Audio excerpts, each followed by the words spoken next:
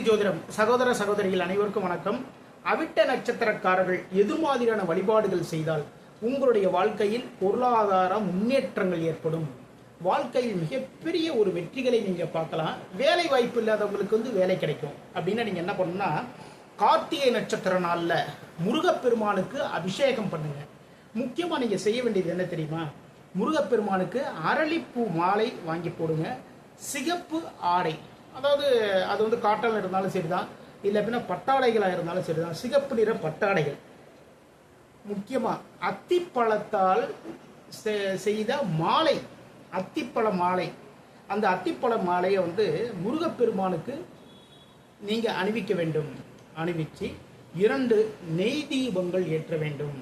2 நெய் தீபங்கள் ஏற்றி அந்த அத்திப்பழ மாலையிலேருந்து சிறுச, அதாவது 1-2 பழங்கள், அதை நீங்கள் ஒரு பிரசாதமாக வாங்கிட்டு வாங்க. வாங்கிட்டு வீட்டில் இருக்கிறவங்க எல்லாருமே சாப்பிடுங்க.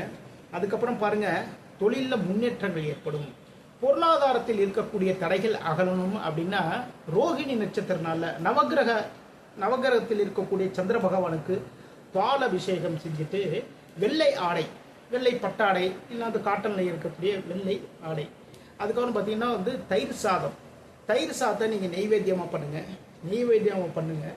அதுக்கப்புறம் பாருங்கள், தொழிலில் இருக்கக்கூடிய தடைகள் அகலும். நிலம் வாங்கணுன்ட்டு ரொம்ப நாளாக ட்ரை பண்ணிட்டு இருப்பீங்க, உங்களுக்கு வீடு நிலம் அமையும்.